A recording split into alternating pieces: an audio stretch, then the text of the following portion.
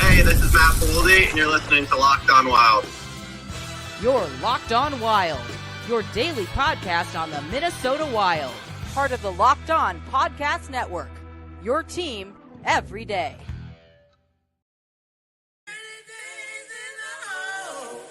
Yes, nice.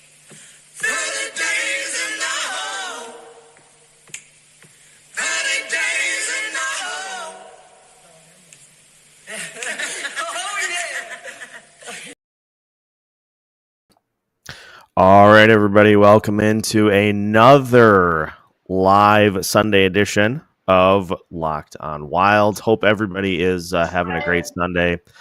I feel like crap, so I'm going to we're going to gut it out here today, but I'll turn it over to Denny to get things rolling. Well, welcome to What the Hell Have You Been Smoking? To another edition. And I got to tell you, I got a lot to talk about today. I'm going to start with David Jersey. I read a lot of comments about how he can't skate and why the hell we draft him. So I'm going to give you an example. His name is Victor Hedman. When he was the second overall pick in 1990, and the whole Tampa Bay staff wanted nothing to do with him because he couldn't skate. As a young kid, just like David is now. And look at how Victor Hedman turned out to be one of the best ever. And when you look at David's skate, no, he doesn't skate like the wind. He's a little slow, but you have to understand, he's 6'4", he's 21, and he's still growing into his body. In fact, he's probably still growing. And, back when I was in school, we'd always have one or two really tall kids in school, right? They automatically put them on the basketball team as a center. They couldn't run. They couldn't hardly walk. We called them clodhoppers. It's because they weren't in tune with their body yet. You really have to give him some time so that he gets used to where he's at in his growth. It doesn't happen overnight, and I bet he's still growing. So it's going to take a while, but it doesn't matter. You got to see what he brings to the table. That goal was just beautiful against Nashville. And, he's got things to figure out, but he's a young kid. And, I like what Judd sees in him. I like what I see in him. You just got to give him a little rest on being so negative, because he's still growing in his body. He's going to get much better skating. Enough of that. Number two, it was brought to my attention last night that Daniel Yuroff, the day the season is over, is coming over. He said he wants to sign as soon as he can. And the only way I can figure we can do that, Minnesota still has one buyout available. And I think they're going to have to do a buyout in order to get him in. But that's okay, too, because I can think of 3 or 4 players that we could buy out with no problem at all. And from the tape that I look at, and mind you, it's pretty sparse. But, he's looking good. He's got a hell of a shot. He skates like the wind. And he's got the moves. And I think he's going to be a hell of a pick for us. And once again, Judd Brackett. And then let's get to Rossi. At the beginning of the year, I picked him for 80 points. And I think he's going to come very close or exceed that 80 points. Once we get a second line figured out where they can't use their top defenseman to shut down one line or the other, that's going to help tremendously. And of course, when we get Kaprizov back, that's really going to make a difference. But I believe and I'm going to use McKinnon as an example. McKinnon, up until he hit 24, was okay, but not great. Once he hit the age of 24, he took off. And you look at where Rossi is right now at 23, he's actually ahead of him at what McKinnon was doing at his age. So that's why I think when Rossi hits 24, is getting into the next level, and he's gonna be a 100-point player every year for us. Same with Boldy, but I don't expect him to be a 100-point player every year simply because he's a little streaky. But when he grows with time, that could change. But we're gonna have some studs. I was gonna talk about Judd Brackett's deals, all the deals he's made, which is really making Minnesota a dynasty, in my opinion. I can't believe I'm saying it, but it's true. Everything he has done has been gold so far. And but I'm going to save that for the next show because we got a lot to talk about today. All right, then I'm going to do my top 10 list here real quick, and then we'll change up the gears, all right? This week, Minnesota went from number 4 to number 10. They're only 5-5 their last 10, and they're really starting to miss Kaprizov. They're really missing Spurgeon. They're really missing Brodin. I'm glad we got Faber back, but that's just one defensive line. Having Bo and Morrell playing that many minutes shows you how big a deficit they really are. And I really wish they'd give our boy down in, what's his name again? They just sent him down. Lambos. Oh, yes, Carson Lambos. I wish they would give it because he can't do any worse than what they're doing. We really got to see what we have with the kids. Now, Ahern last night, he didn't impress me much, but at one shot on goal, he did everything okay. He came back pretty good on the plays, but I didn't see much continuity with, oh, Jesus. I'm really starting to lose it here. Who's our second line center? Eck. Erickson Eck. I didn't see much continuity, but that can change. It's just one game, You can't judge anybody on one game. And I'm hoping that improves because this is his chance. And he's got to grasp it while he's here and show that he belongs. Last night didn't show me anything, but that just one game. We got to give him, a couple weeks anyway to see what he really can do. Let him get comfortable, get the, let him get into his routine. All right. Then at number 9, I got Carolina. They're 5-3-2 in their last 10. Number 8, I got Toronto, 7-3. Number 7, I had the Kings, who were 6-4 their last 10. I dropped Vegas from 2nd down to 6th. They were 4-6 and just getting killed at home. It kind of looked like Minnesota at home. They can't win, beat anybody. Number 5, I got Dallas. They were 7-3 this week. I have Colorado at number 4 because they just crushed Dallas 6-3 in the last game, and Dallas doesn't deserve to be ahead of Colorado, even though they were 6-3-1 this week. At number 3, I got Edmonton, who's still on a roll. I mean, they are playing some really good hockey. Of course, when you got 2 of the best players in the world, it's not hard. But they've tightened up their defense, and they got a pretty good structure. I like what I'm seeing from them. At number 2, I have Washington, who was 7-0-3 this week. And I had them, that last week. And of course, I have Winnipeg still at number 1. They're 5-3-2 this week. But they got it all. They got all-star goaltending. Their top 9 is really, really good. And it's going to be a hard nut for anybody to beat them in the playoffs. Of course, I was thinking that last year, Winnipeg went out in the first round. So you never know. Now, what do you think of this lineup for the week, Seth? I have the Minnesota Wild at 28 in my power rankings.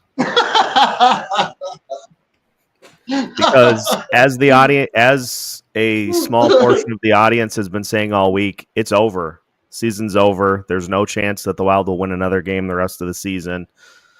What else did we get this week? Kirill Kaprizov would be the 13th forward on the Colorado Avalanche roster. Yeah. Suck it up. Injuries aren't any sort of a factor whatsoever. Colorado is missing a fourth line wing, and they are even more injured than the Wild are right now. I'm trying to remember what else I was told this week. Oh, yeah, the gulag thing. I would have been publicly flayed in the square by now for spreading propaganda about this team being good when they actually aren't. So I think that covers everything that I've heard this week. Well, for Colorado folks, if there's anybody from Colorado watching, why don't you take out McKinnon, Makar, and Atman and see how your team plays. I guarantee you they wouldn't be playing like they are. You know, when Kaprizov went down, he was playing the best hockey of anybody in the league. And I expect we'll get him back pretty soon. It's almost been a month. When you have a groin pull, that's a pretty good safe bet that's how long it's going to take. Because they want to be careful. Because, you know, you can't tell if your groin's good until you hit it hard. If you come back too soon, then you re-aggravate it and wait more time. So I'm good with them waiting on Kaprizov a month to get going, because that's generally what it takes for a groin pull to heal. And, you know, when Kaprizov's number one, he makes the whole team 10 times better. Which brings me to Brock Nelson, Palmieri.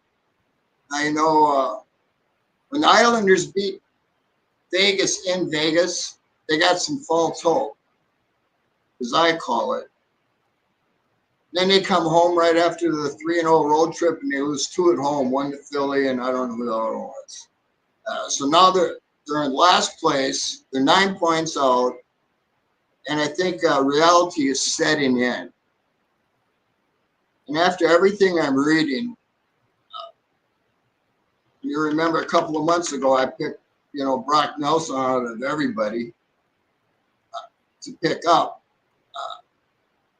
I think it's a real distinct possibility that Brock Nelson is coming home. You know, when they put him on the 4-man nation deal, that was Billy that did that. And he did it for a reason. And I just think that Brock is coming home to finish his career. Will that help us? Absolutely. You know, and since he moved up to the first line in New York, he's got 8 points. So he's got 28 points now, and, you know, you're stuck at 20 for a long time. And I'm sure they're showcasing him to move him, because I think Lewis finally realized, you know, it's not going to make it. Their team is just too old, too slow, and they got to make moves. And I really think a second-round pick is fair. And I'd give a third-round pick to pick up the money part. And 2 picks is 2 picks. He's not ever going to get a first for a rental. That's just not happening. Brock Nelson is not a first-round pick for a rental. Now, I would hope we sign him afterwards, but, you know, my whole gig is I want to be ready for the playoffs. I want to win 16 games in the playoffs, period. And that's what it's all about. You know, going 5-5 with how many people we had missing tells us that we have depth. But does it make us a cup contender? I don't think so. We need help. Brock Nelson would be a big addition. He would look good on the second line with Boldy, and hopefully the new kid. You know, it's hard to say. One game He didn't do anything to impress me, but he didn't do anything to say, well, he shouldn't be here. So we'll see how that works out. But I'm pretty sure Brock Nelson's coming back home to finish his career. What do you think, Seth? Well, as Scalp Trash mentioned before I banned him, the Wild are showing us that they're just the same team as last year with no shot of playoffs, and injuries are just an excuse. Suck it up and win some damn games, I think is the exact comment that he had before I banned him. You know, I don't know where he gets that stuff. When you lose 4 top players, I want to see any team in the NHL lose their top 4 players and see how they do. Minnesota, as far as I'm concerned, you know, they're 500. And when your team is so depleted without your big guns, it just shows the depth of the team. When they come back, you know, they were second in the league, first in the league for a minute, when everybody was almost healthy. I mean, we've only had 2 games all season with a complete healthy roster. You know, and Colorado's got a bunch of injuries, but they're all bottom 6 players. Doesn't mean a thing. You know, bottom 6 is bottom 6. They're there for a reason to do a specific job, but it isn't scoring points. I guarantee you that. I'd like to lay a warning out for the small majority of our audience that don't contribute whatsoever, other than when the team is losing. I have had enough. So if you're going to do that, if you're going to hop in when the team faces adversity and just say, oh, here we go again, I told you this team wasn't going to amount to anything, you're going to get the biggest boot out the door. So bring it. If you want to have that be your contribution to this channel, it's going to lead to you not being able to contribute at all anymore. So just wanted to say that before we continue. Go. Yeah, there was a Russian that Seth brought to my attention that was trolling and saying a lot of, you know, things he shouldn't be saying. You know, everybody has a different point of view, but to talk trash, there's no reason to do that. This is a hell of a hockey community we have here. We don't have a bunch of dummies like I can mention about some other hockey podcasts. We have very intelligent hockey people here. And whether you agree with them or not, they're extremely intelligent when it comes to hockey. And you have to respect that fact. You know, when, as Seth said, when you start talking trash because the Wild are missing their 4 best players, you got to give it a rest, honestly. When we get Boldy and Spurgeon back, that's going to make one hell of a difference. Our top 4 in defense, I would argue, would be the best in the league. Maybe not at scoring points, but defense's job is to first stop the puck from going in. And Brodin can shut down anybody. Just ask McDavid. He's talked about how good Brodin really is. When you watch Brodin play, he did get too adventurous up the blue line. Once in a while, he'll take a shot. But you watch him, and when he comes back on a play, he closes the gap as good as anybody in the league.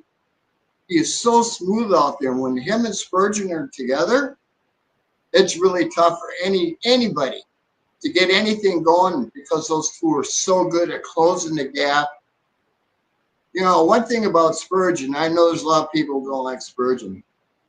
His first pass outlet is one of the best in the league. And where were they rated when Spurgeon got hurt? They had to be in at least top 10. I don't really know, but at the beginning of the season, I told you they would be at least top 10. Yeah, and the other thing too is, I know this gets brought up a bunch.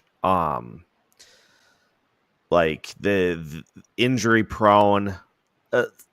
So many of these injuries have been freakish. Middleton sticking his hand out to block a shot, breaking a finger. That's not injury prone. Jared Spurgeon getting double slew footed. And by the way, I don't think the Wilds. I think their main goal last night was to make LaRue atone, and then after he fought to atone for the Spurgeon hit, he goes out and he targets Rossi. Like, it's just, there's some garbage in the NHL that is just allowed to kind of go unpoliced, and so every now and again you just have to take matters into your own hands. And I think that was the main goal of last night. Well, I can tell you this: back in the '80s, if you would have did anything to Wayne Gretzky, they were meeting you in the parking lot.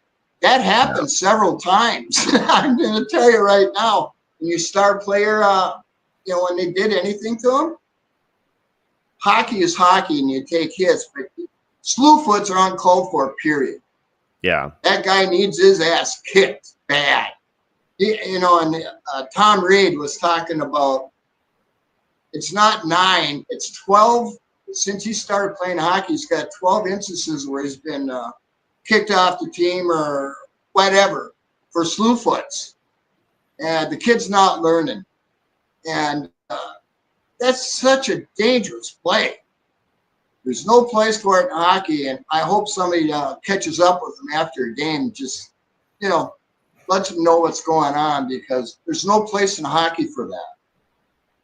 And, look how good Spurgeon was playing before he got hurt. Jesus.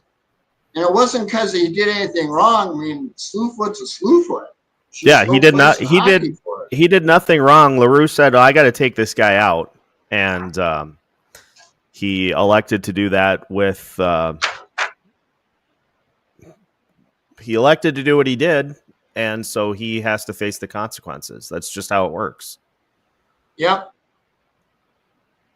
Yeah, there's just I don't get it, and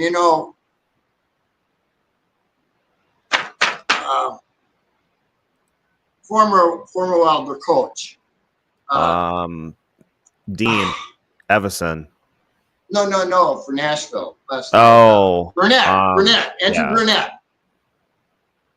I'm really surprised he let that stuff happen. I really like Burnett as a coach, and he's got Nashville playing pretty good now. In fact, I see him moving up the chain. Stamkos is scoring, Marchessault is scoring. And, they started out slow, but they're coming around. Yeah. And maybe he had no control over it. I don't know. I just don't see Andrew Burnett telling him to go out and slew foot someone. I just don't see it. But who knows? And as far as everybody jumping off the bandwagon, when the team's back together, you're looking at one of the scariest teams in hockey. Defense wins championships. Gus Bus and our defense is definitely cup ready when they're all together and they're healthy. I don't think anybody can really touch them. Our defense is better than Winnipeg's when they're all healthy. And like I've said 100 times, we need to fix their second line. That's why I think pretty sure Brock Nelson's going to be coming our way. And that would be a big upgrade for us, because then we can move Eriksson Ek down to third line center and make something of a grief lining. Because we missed the grief line. That was a magic line, only allowing 5 goals all year and 5-on-5. We'll never see that again. That was just magic. But we could get something close to it with the players that we have. Eriksson Ek and Foligno, and whether it's Trennan or whoever. We need a shutdown line. We got the makings of it. For the fourth line, I don't know. We need help. Marat is so much faster than Lauko's back, and that helps. Mm-hmm. And I hope that they play Lauko and Marat on the penalty kill, because the fast on. I like speed up top to force plays, and that's one thing I've seen is the Wild penalty kill. They're sitting back they're playing one-on-one in the box, but they're not forcing anything. And that lets the team just move around and do what they want. And of course, you see it happens. We get scored on a lot because of it. And I believe with Murat and Malcolm, they can start forcing the issue of making bad passes. We're going to be much better off. You remember the Du brothers, they were extremely good at doing it. Last year they were together with us. They had 23 turnovers for 2-on-1s and where they scored 8 goals. We really need something like that again. So, we got our work cut out, but we got a hell of a team when we're healthy. And, injuries are part of the game. But slew farts and elbows to the face aren't.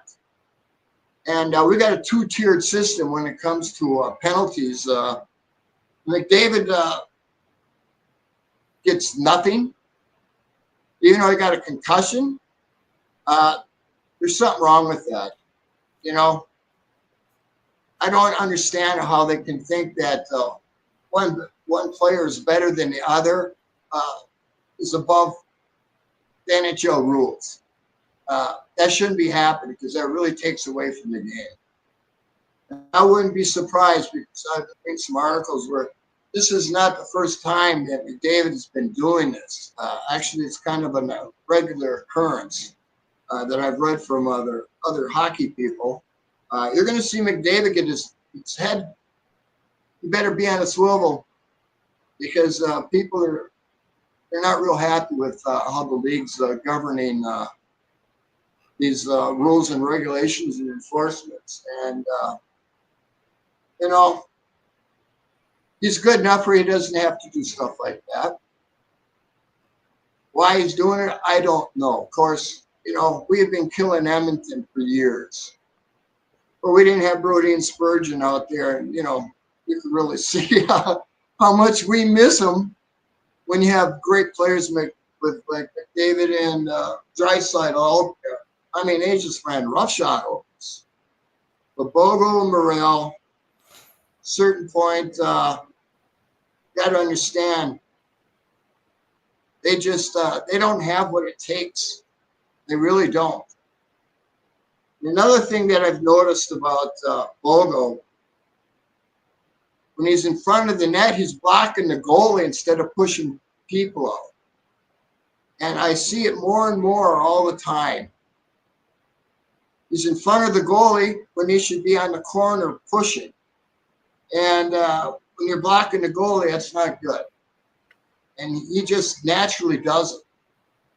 That's something that he can rectify right away. But that's something that I see that he's doing a lot of. I don't know if anybody else has picked up on that, but stands right in front of our goalie. Well, that's not good. You got to let him have his eyes. At any rate, what else you want to talk about? We got any questions? Yeah, a couple of points I wanted to get to. First, we'll go to Amanda. Do we know how close we are to getting particular players back? And as far as updates go, there, Kirill and Spurgeon were full participants in practice on Friday, because I think the Wild practiced Friday and then headed to Nashville, and their plane got delayed by like 5 hours. So that was the latest update on those two. Brodin has not yet started skating. Well, what I've heard, Brodin has a broken foot or has a broken bone in his foot. Yeah, that wouldn't surprise me. Well, that's what I've heard through the grapevine. I can't say much about it other than the fact because I know some people at the Wild office, and they give me little tidbits once in a while, but they have to be very careful what they can tell me simply because they put out stuff that isn't right. And if they tell her or him to tell me, then they know who it is and they have no job. So I get it very sparingly, but sometimes I get a good nugget. Oh, yeah. How long has it been out? 3 weeks now? Brodeen? Let me see here. Let me see if I can pull that up.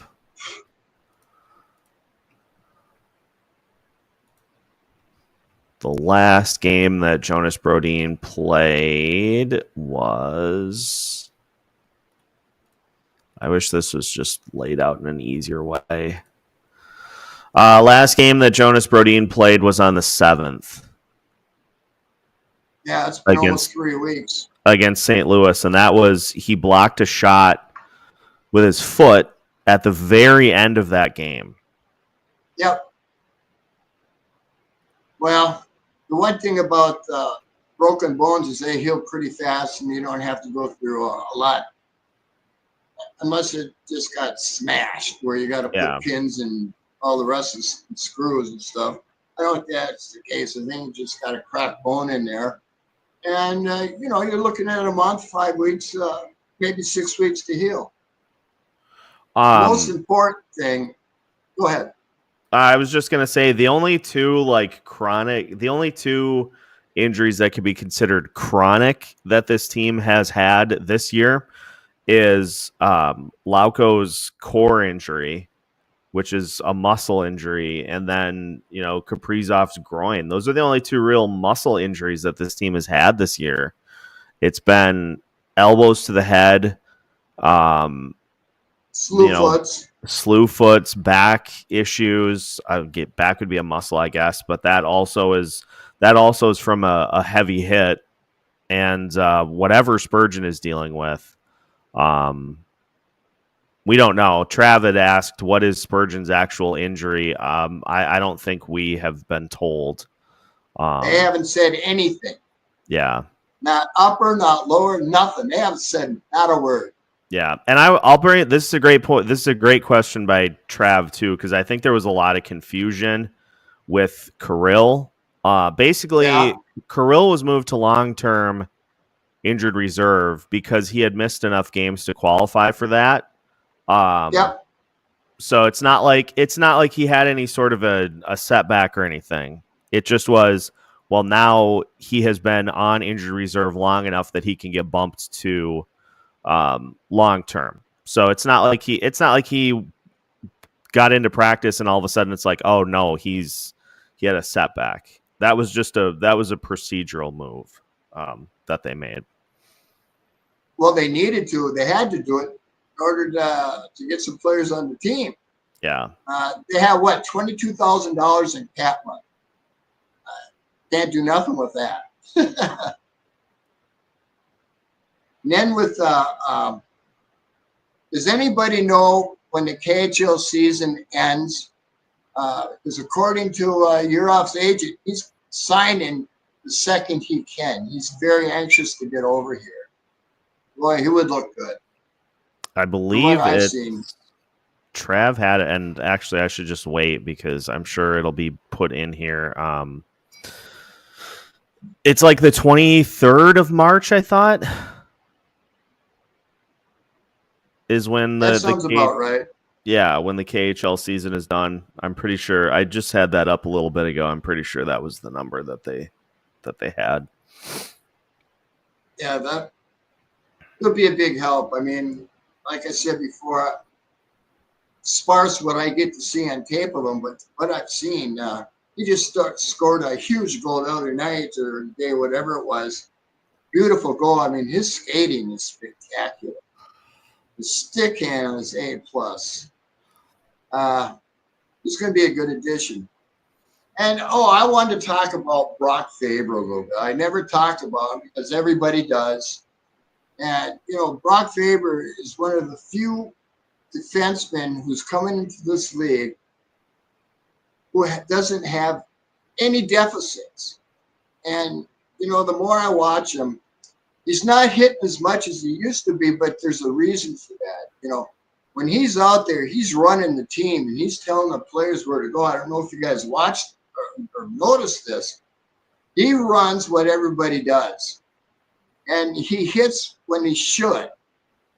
I know his hits are way down this year, but, you do a hit for a purpose, not just a hit. A lot of people do that, but He doesn't. And after watching him now for a year and a half, the only thing that I can see that Brock Faber could work on is his shot. On an 8 out of 10, it's probably a 7.5, 8. Not that that's bad, but that's the only thing I can see that he can improve upon. I mean, he's that good. Yeah. Very few players have come into the league and have taken over and done what he has done. You know, he got robbed last year of the Calder. You know, I don't even want to get into that anymore because it just pisses me off so much. Oh, you mean Connor Bedard was preordained to win that before the season started? Oh, God, yes. It's unbelievable. When you look at what Brock Faber did for this team, what Starboy in Chicago did, I don't think anybody looked at the stats. I mean, Brock was playing, almost 30 minutes a game sometimes. Yeah. Well, that's the problem is that's all they looked at was the points. Yeah. Which is unfortunate. But, you know, that's the way it is. We got him signed long-term, 8-year deal, and he's worth every penny of it. I've seen very few defensemen come into the league as a rookie and do what he did. And when I'm talking 20 years of thinking back. Drew Doughty, LA Kings, he was another special player like that. He came right in and he started running things. And I think Brock Faber is going to be every good as Drew Doughty. He's just he covers the ice and he reads the play so well, which is so impressive because you know, rookies don't have that kind of foresight or that insight of the game, but he does. Which brings me to Zeev. Boy, that kid is unbelievable. Watching him in the national deal, I can't wait for him to get here. Because then we're going to have 5 top-notch. And I don't know who our 6 is. Probably Declan, maybe Jurasek. You know, Jurasek, like I said, he's just a boy growing. And once his skating comes up to par, because it's not right now. I mean, he doesn't skate bad, but it's not what I would call NHL quality yet. But I'm going to point out a couple things about Jurasek. Not the last game, but the game before. He made a couple of outstanding defensive stops. Who was it, LA we played? 2 games ago? 2 games ago was, oh God, who was that? LA? I don't think it was the Kings. Oilers. Oilers! Oh, I should have written. Or was it Vegas? Vegas. No, it wasn't. I got to write this stuff. I'm losing my mind. I'm sorry, but part of dementia is it's what I got to deal with. But I saw him make 2 spectacular shutdowns on. He moved up on the play in the defense, closed the gap, and closed down the play, which shows me he knows what has to happen. And his feet work will eventually catch up with his body. And when that does, you saw that goal. That was a beautiful play. And you don't see many rookie defensemen doing stuff like that. You know, I don't have any problems waiting for him. Kid's growing up. He's going to be just fine. When we get Zeev, just think of what our defense is going to have. We're going to, oh, Jesus. It's going to be spectacular. And when Spurgeon and Brodeen are gone, we got players to fill their shoes, which is hard to believe. But, you know, Judd Brackett really is building a dynasty. Everything he does pretty much is touch is gone gold. And a lot of his picks are going to be coming in here shortly. The one thing I hope is that John Hines gives the kids a chance. The last thing I want to see is Ogren get moved down to the fourth line playing 7 minutes. That does nobody any good. You got to let him play second line, give him a chance and see what he can do. That way you know what you got. Because if you move him down, you're not giving him a chance. And it doesn't help anybody. It doesn't help him, and it doesn't help the team. So, Mr. Hines, if you're listening, think about that for a second, will you? Let him play. Let's see what he's got. Next question. We got a couple of comments here. Let's go to this one from Metal. Yurchek has not had a summer with Andy Ness yet, which is a very good point. And people may say, well, why do you keep bringing up Andy Ness so much? Andy Ness is one of the best, if not the best, skating coaches in the entire NHL. Yep, that he is. You know, and that's going to help him tremendously, especially his first 2 steps, which is the most important. You know, we have one of the very best in Gabby. He had the best first 2 steps of anybody in the NHL for 4, maybe 5 years. But he also had groin problems his whole time playing in the NHL. He had to deal with groin pulls because he had exerted so much in that first and second step. But that's what made him great. You know, and as much as we love Daddy, he never even made top 10. His best year is number 12. Hard to believe, but that's, you know, that's how good NHL the elite are. And Gabby's best game is, of course, when he scored 5 goals against the Rangers, which was a sight to behold. It's the best that I've ever seen in the Wild. Beautiful to watch. And he really could have had 8 goals with just a little luck. That's how overmatched he was against the Rangers there, because he killed them the whole year. The only person I can think of who scored 5 goals in one game besides Gabby was, of course, the great one. Wayne Gretzky did it 4 times, I think. That's how good Gretzky was. Some guy like, let's talk about the power play. Now, I brought this up at the beginning of the season about running the power play from behind the net. And I found some clips that once my green screen stuff is done, and really all I need now, everything's done. I just got to have enough money to buy a new tablet to run it. Unfortunately, my tablet's too old and it won't work for it. But everybody used to call it Gretzky's office. And I'm going to show you the advantages of setting the play up from behind the net instead of being on top or on the half wall. There's huge advantages being behind the net with the power play. And I can't wait to show you guys. It's too hard to explain, telling you. I have to show you. And, next week, I will have a hockey board to help show you what I'm talking about. I couldn't get a ride to get one. You know, I don't drive anymore. And I couldn't get a ride, but I did find where I could buy a hockey board like the coaches use. Next week, I will have one,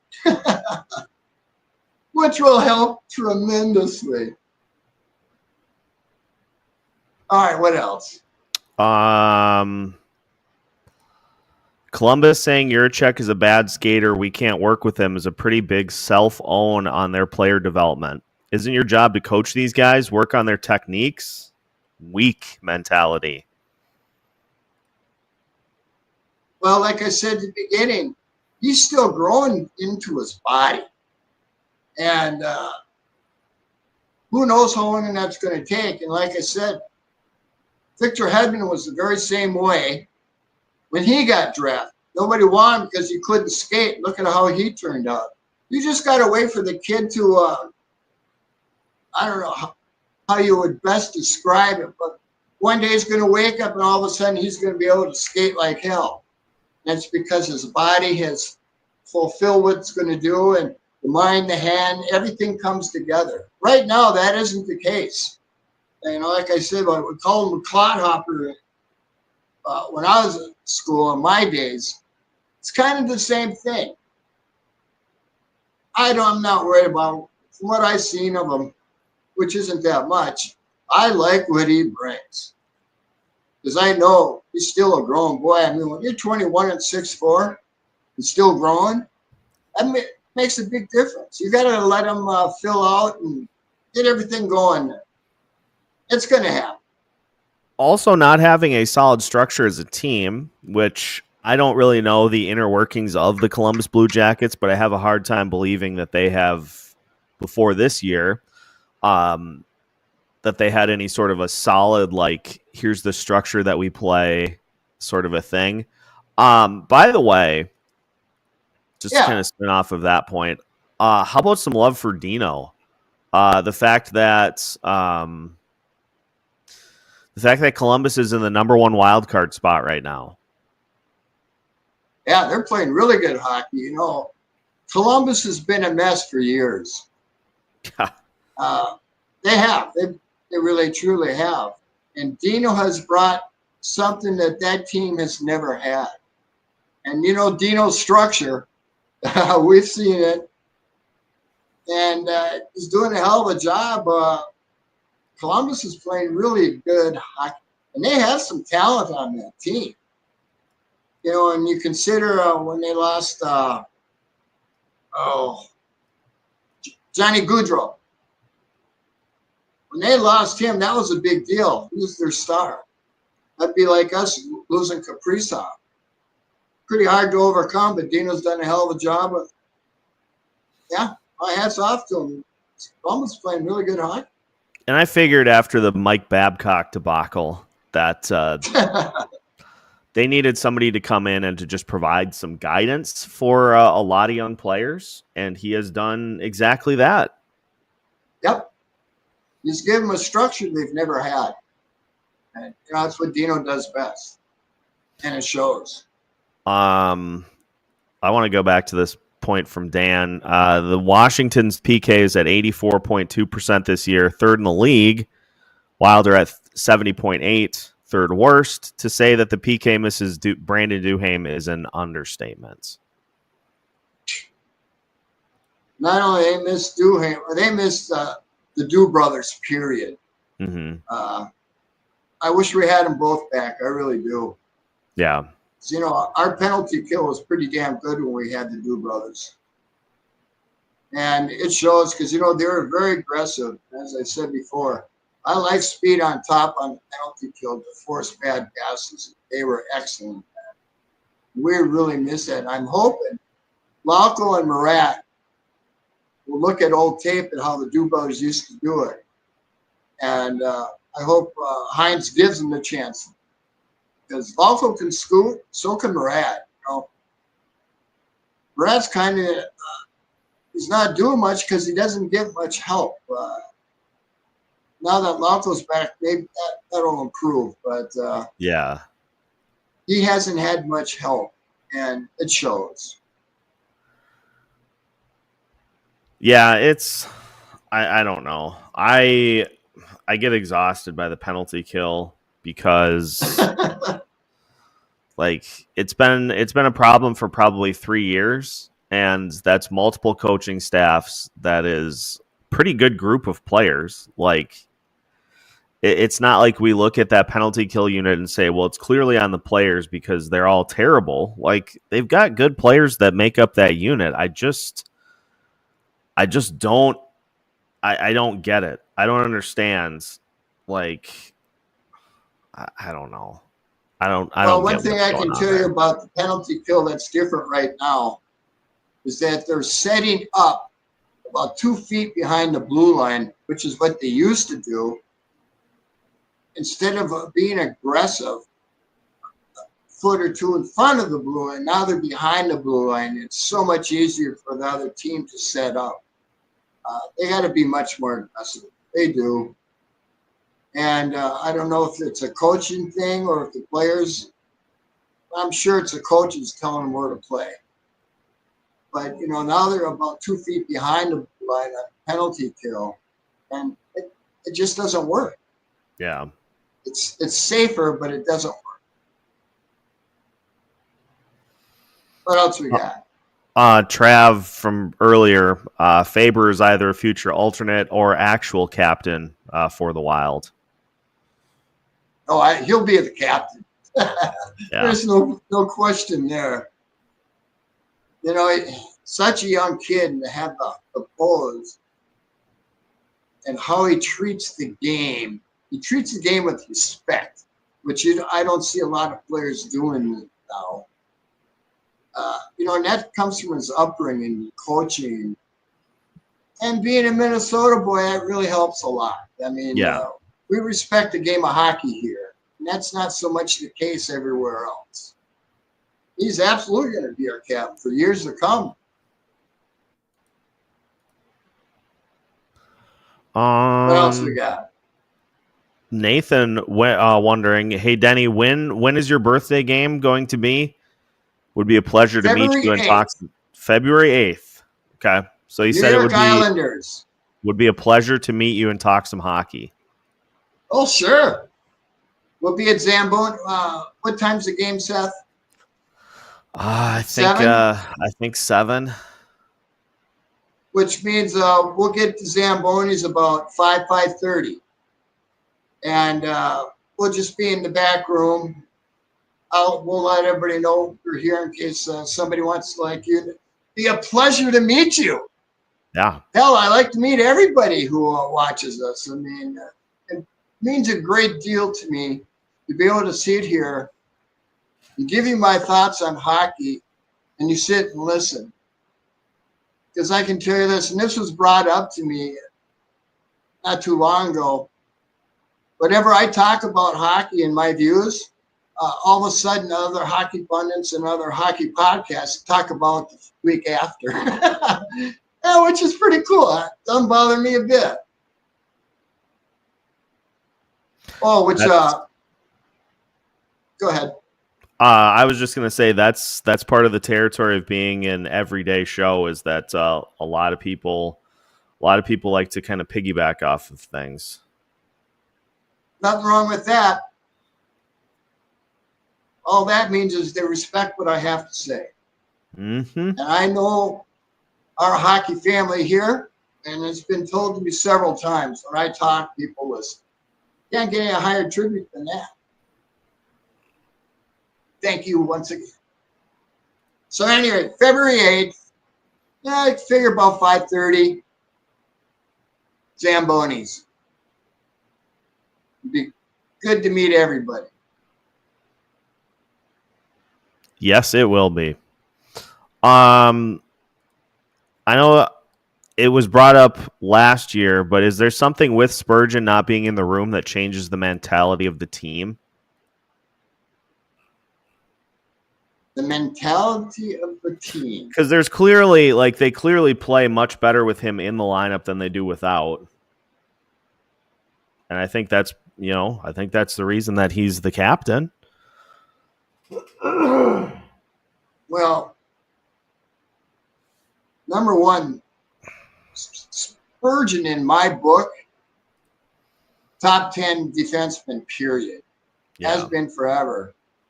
And, when you got the back and leg injuries and everything, you had to get operation. That's part of hockey. Yeah, he's a little smaller, but he does so many things so much better than everybody else. He breaks up more 2-on-1 passes than anybody in the team, number one. His outlet pass is the best on the team right now. Has been for quite a while. He doesn't have the best shot, but he scores goals. I mean, he shuts down the gaps. you can't ask for anything better than Spurgeon, except, of course, you'd like him to be 6 feet tall, 200 pounds, but he's not. And in the playoffs, I've been thinking about this. How would we play Spurgeon in the playoffs? Because he constantly gets crushed in the boards. I've been thinking about that. I haven't come up with a way to deal with it yet, but I'm thinking about it. I'm trying to think of past players who had the same deal. And I can tell you a couple who I'm thinking about. Number one was Lou Nanny, Billy Butters, Gary Smith. They weren't big, but they were damn good. And Kurt Giles is about the same size as Spurgeon. And he was just a stalwart defenseman. I'm trying to think how they used to play, and I'm actually looking for tape for Kurt Giles because I think he's the closest to Spurgeon. I think Giles is a hockey coach for Edina now, isn't he? Does anybody know? I think he is, but he was just a beast back. And I want to watch tape to see how they played him, to get some ideas. Because, of course, players are bigger and faster and stronger today than you were in the 80s or the 70s. And we got to figure out a way to use them better and for the playoffs. It's just plain and simple. What else? Dan says, wouldn't be surprised at all if Spurgeon pursues a coaching career after he hangs up the skates. Now, what's wrong with that? He knows what he's doing out there. I mean, if you really break down his game and look at the tape, you will see just how good he is at closing down the gap and how many times he takes a 2-on-1 and gets the puck. His excellent stick work. He just he does everything so well. And the only thing that got against him is his size. Well, just how it is. Any questions? Trav says to extend Spurgeon's career and Brodeen too, they need to take the Suter approach and never go to the D zone corners first.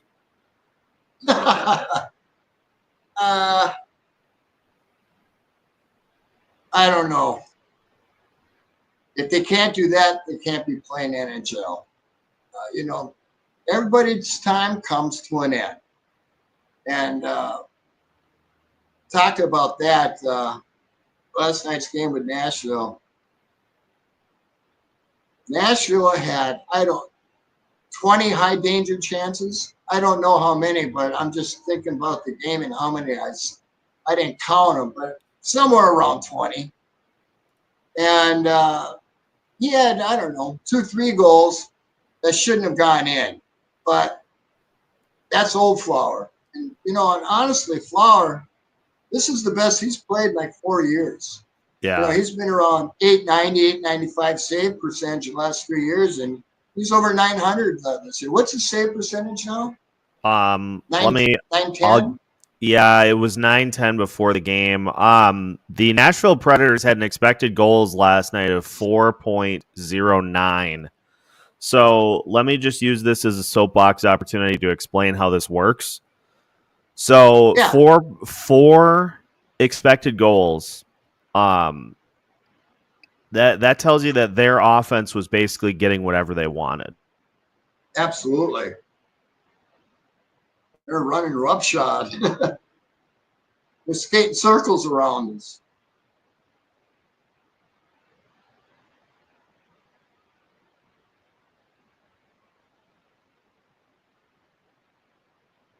It's hard to watch.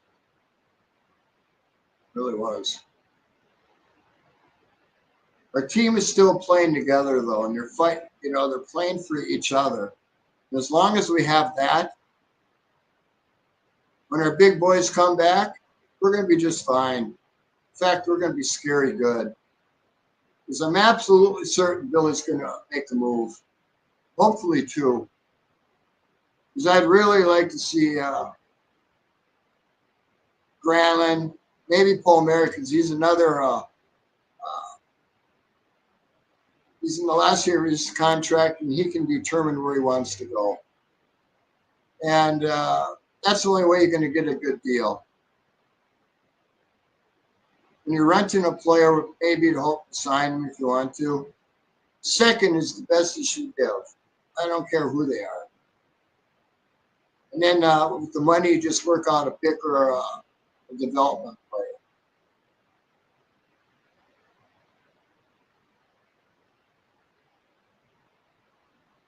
What happened?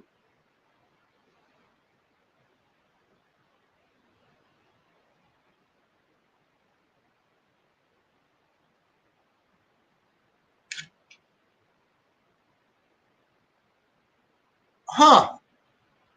We lost Seth? Can anybody hear me, or is the show over? Wow. Hello? Seth? Huh.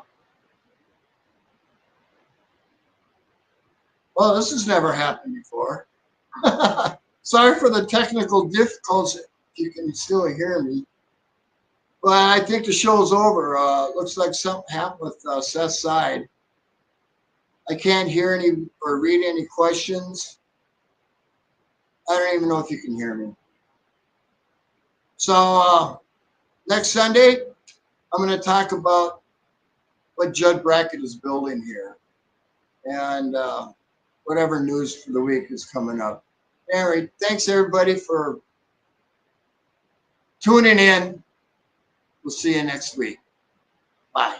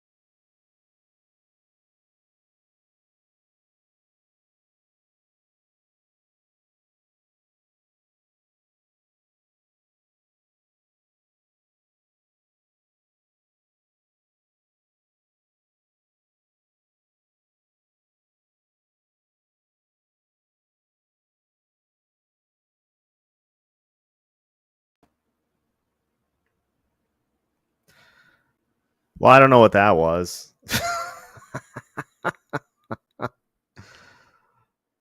I'm back. Let's see if we can get Denny back on here. Yeah, my internet completely died.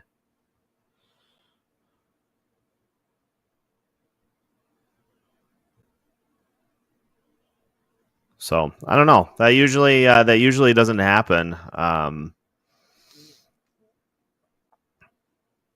But I'm just checking with Denny to see if there's anything that he wanted to mention, or if we're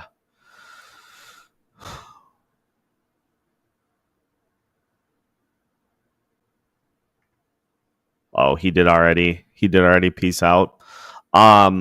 Nashville had 16 medium and high danger chance attempts last night, out of 54 unblocked shot attempts. So they pretty much got whatever they wanted. But yeah, there were a couple that Fleury you'd like to have the save on. So, I'm going to bed. So, we'll see. I think what I'm gonna do is just get a few hours of Z's. I think Alex and I will still. Oh, here's Denny on the phone right now. Just a second.